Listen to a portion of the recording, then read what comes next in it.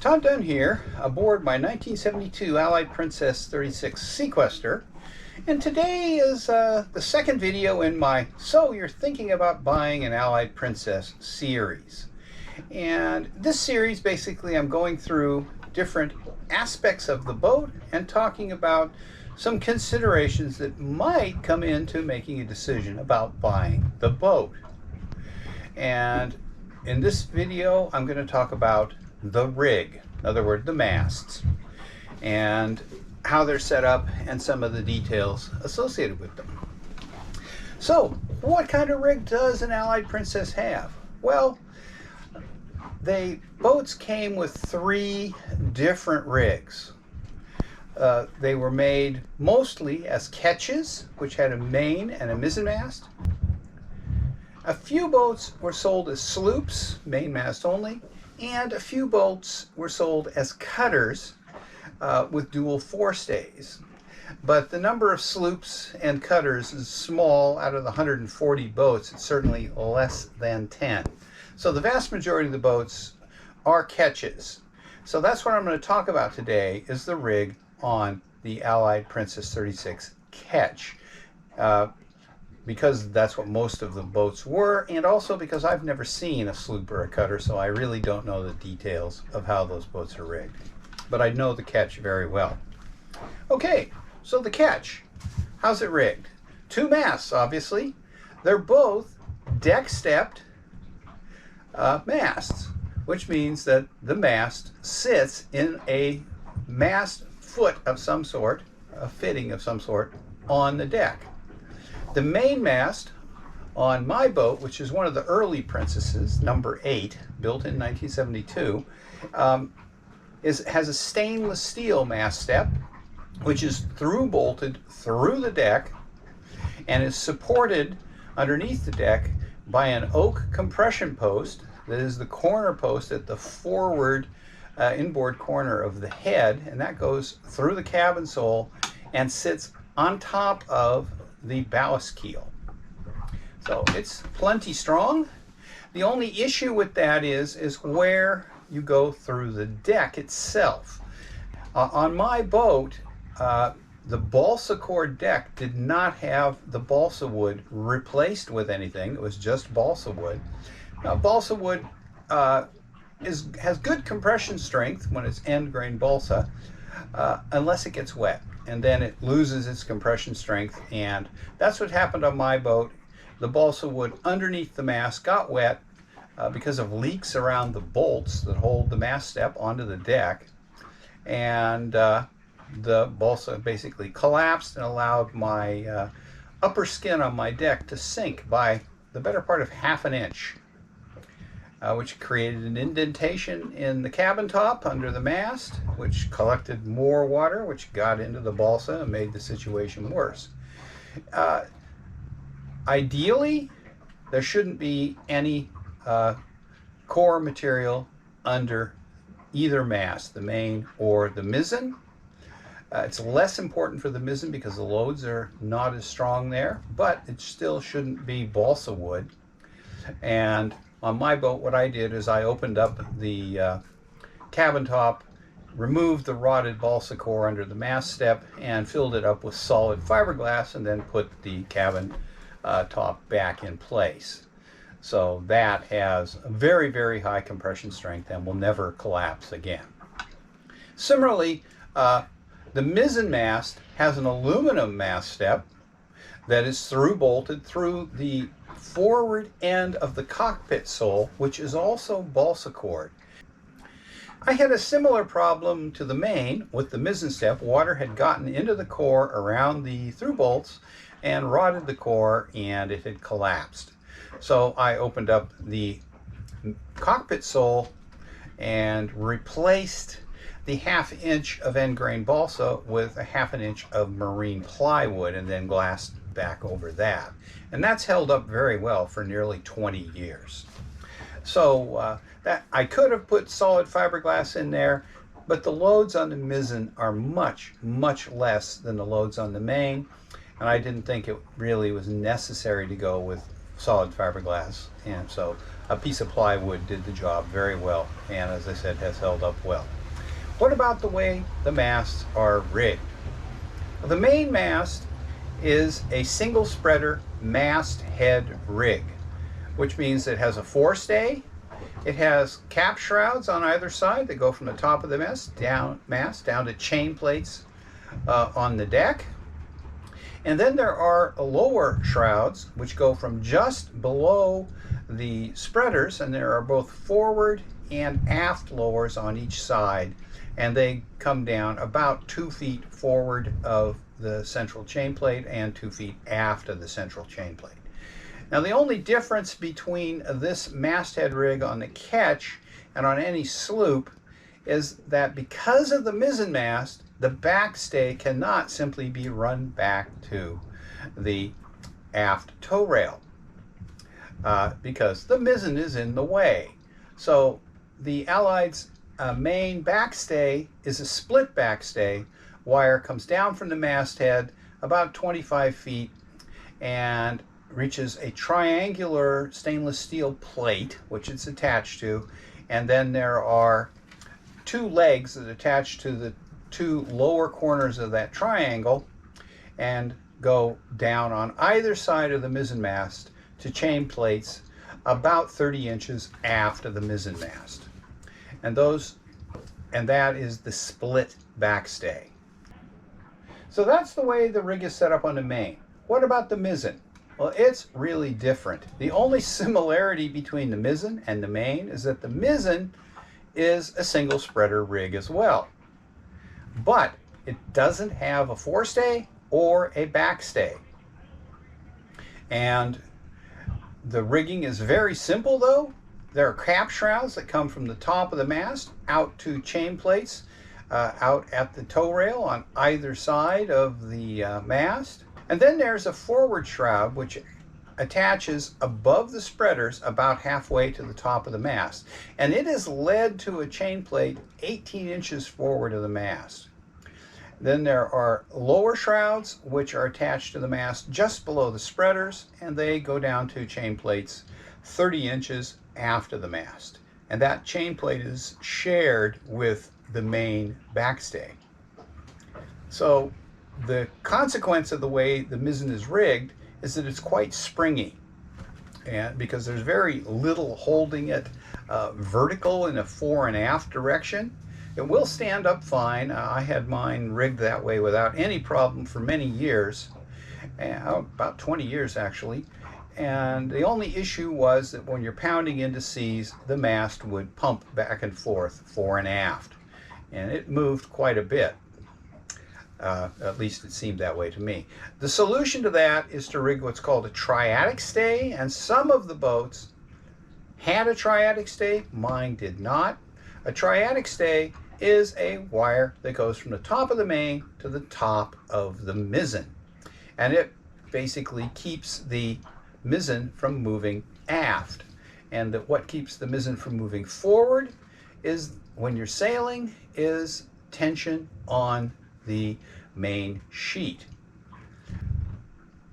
The mizzen sheet is an end boom sheet that goes from the mizzen down to the stern rail on the boat.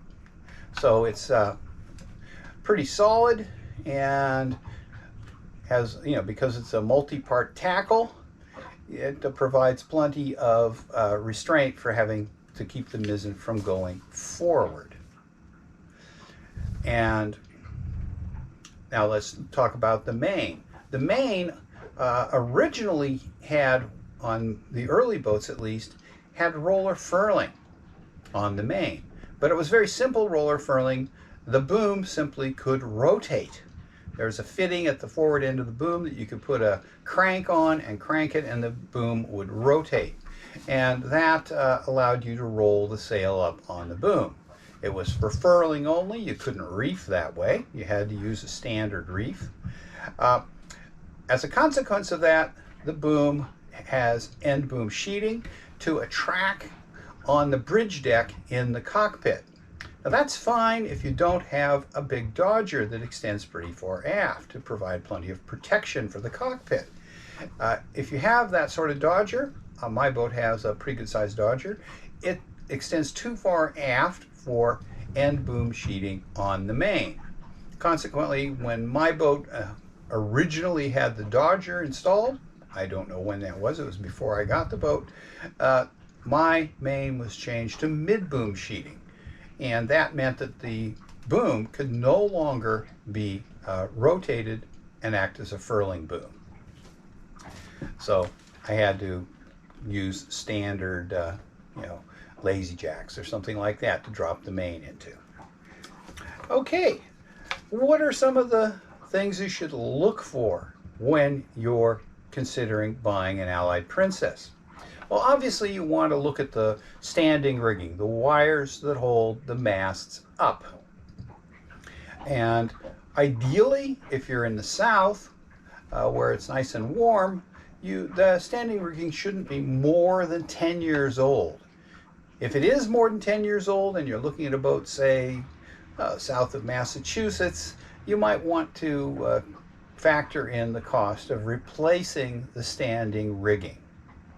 If you're up north, like here in Maine, we take our masts down every year, and it's much colder up here than it is down south. And as a consequence, our standing rigging does not get the wear and tear and corrosion that it would if we were further south. And standing rigging can last a lot longer up here in Maine. I would not be at all concerned with standing rigging that was 20 or even 25 years old.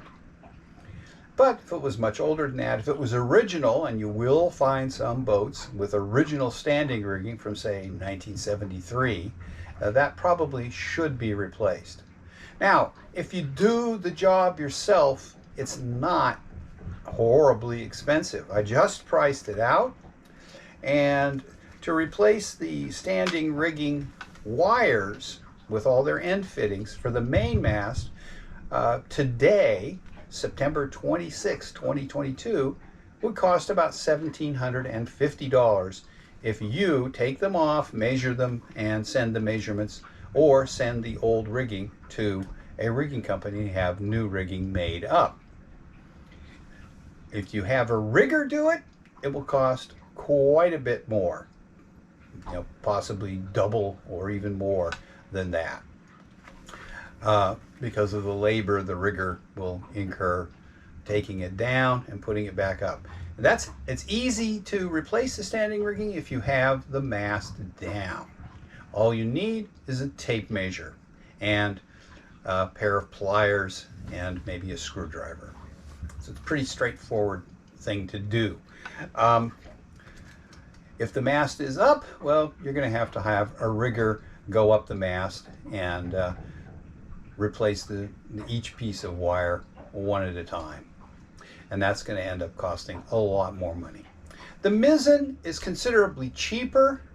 I didn't price it out, but because the wires are smaller and they're shorter, because the Mizzen is a much shorter mast than a main. The main mast is 40 feet tall and the Mizzen is 30 feet tall.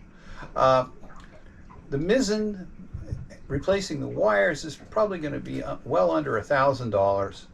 And the turnbuckles, if you decided to replace the turnbuckles, are probably going to run around $60 each, and there are 6 of them, so about $360 for turnbuckles. So probably around $1,100 to replace turnbuckles and standing rigging on the Mizzen.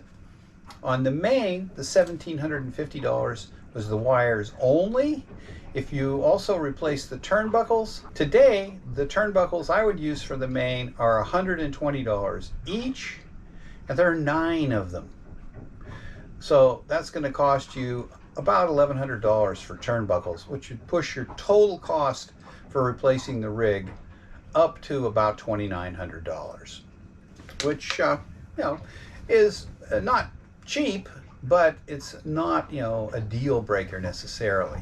So if the rig is in rough shape, and is old, or the seller can't tell you when it was replaced last, you might want to factor in replacing the rig when you buy the boat. Now, the only other thing that you really want to have a look at is the chain plates. The Allied chain plates are just inboard of the tow rails, and they pass through the deck, and down below they're bolted either to bulkheads, which are 3/4 inch plywood that are tabbed to the hull and the deck with fiberglass, or to back aft for the mizzen mast, they're bolted to fiberglass knees that are integral to the hull. Now, the chain plates themselves on my boat for the main are 3/16 inch thick by 1 1/4 inch stainless steel flat bar. They're about 18 inches long, so they're not anything fancy, and they have 3 bolts where they bolt to bulkheads. And there are 6 of them for the shrouds. The forward chain plate is a little different. It's a little bit thicker and about the same width. It comes down and it's welded to the stem fitting on the boat. And it's also goes over the bow and is bolted through the forward end of the hull on the bow. And unless the welds are cracked in it, it's exposed to the weather, shouldn't have any corrosion problems on it, and it should be pretty easy to inspect because it's all right there out in the open. The aft chain plates for the main are 1/4 inch by 1.5 inch stainless steel angle iron that pass through the deck back aft, and they're pretty sturdy. And but the issue with all of the chain plates for the shrouds and for the backstays are that they go through the deck. And the decks on the Allied are, as I said, cored. They have an upper skin core made out of end grain balsa and a lower skin, and they're about 1 inch thick. So that means that about 1 inch of the chain plate is in the deck. If the seal around the top of the chain plate and the deck lets go, water can get down in there and it can leak through to the inside of the boat. That's something you should check to see if there's any sign that that has been a persistent problem, because water running down the chain plates, particularly for the main shrouds, where they're attached to plywood bulkheads, can damage the bulkheads. So have a look at the bulkheads and see if they're in good shape. But the main consideration is where the chain plates go through the deck, because if you get leaking in there, that area will stay wet. It can become anoxic without oxygen, and that can lead to crevice corrosion in the chain plates, and that can cause a catastrophic failure of a chain plate. In other words, it can just break where it's in the deck, and if a cap shroud chain plate does that, you're going to lose the rig. Mast is going to, at the very least, bend at the spreaders. So that's a bad thing to have happen. So you want to inspect those chain plates. You want to see if they look like they're in good condition above the deck and below the deck, and see if there's any sign of leaking on the chain plates.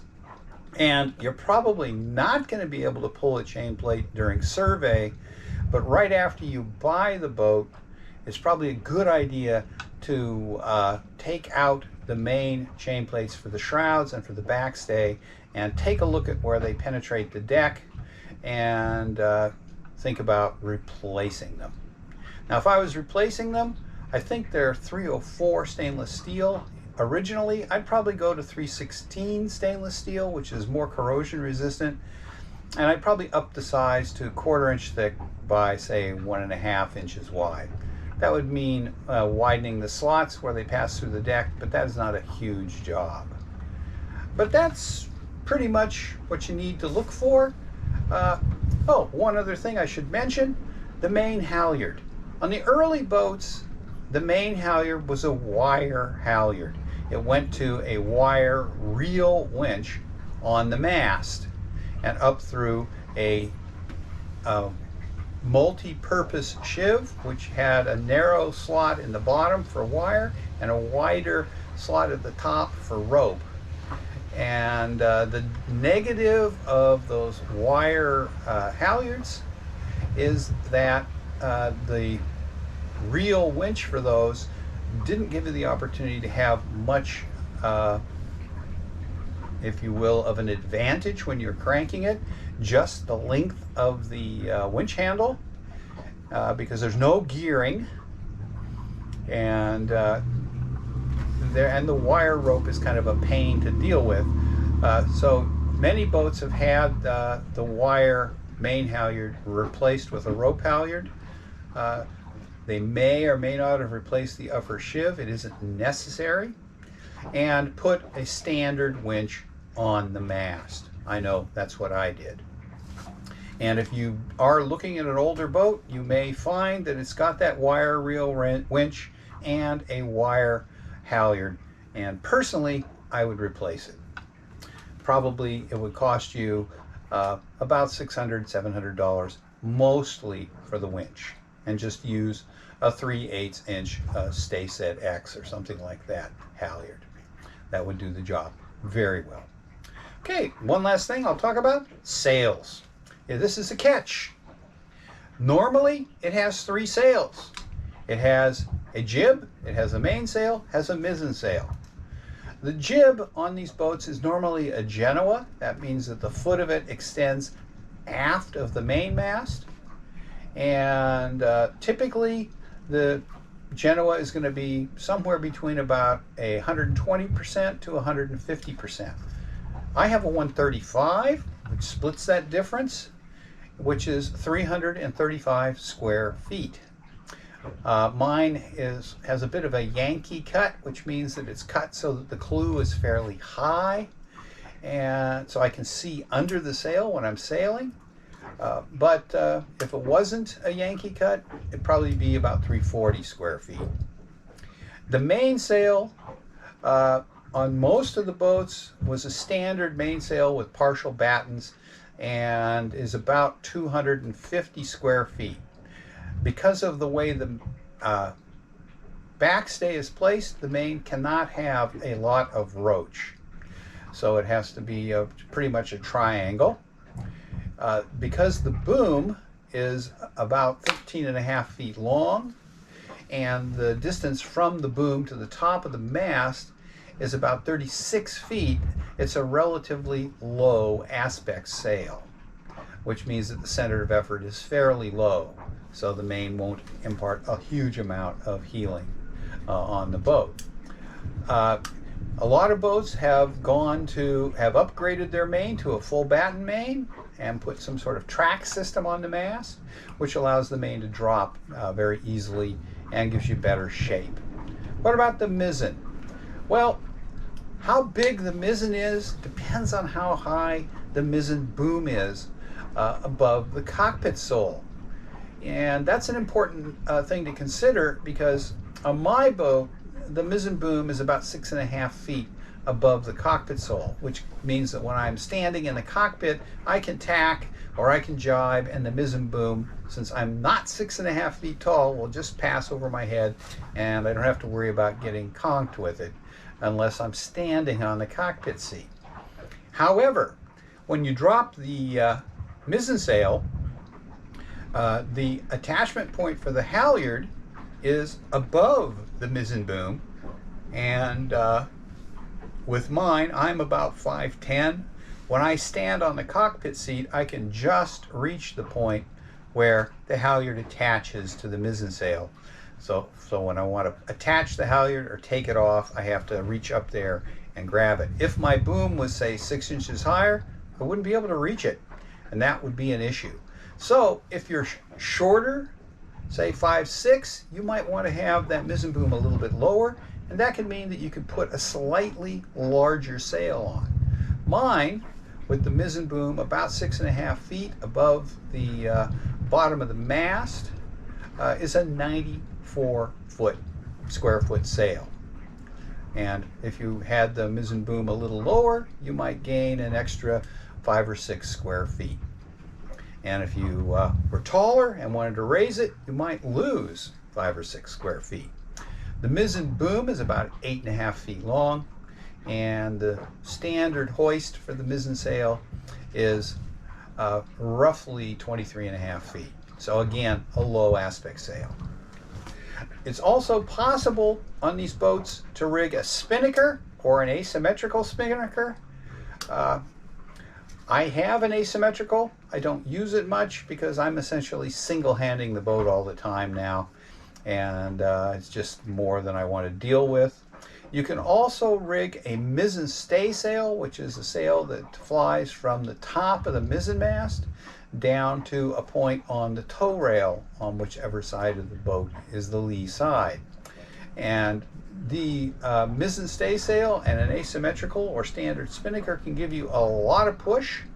You can fly a mizzen stay sail from about a beam reach down to a run, almost a run, but again, it's a lot more lines to fool with and more rigging. And I have one, but I don't use it again just because it's too much trouble. Okay, so that pretty much covers what I want to say about the rig on the Allied Princess 36. If you found this information useful, please give me a thumbs up. And if you haven't, why don't you consider subscribing to my channel and clicking the notification bell so you'll find out when my next video is posted. Thanks for watching.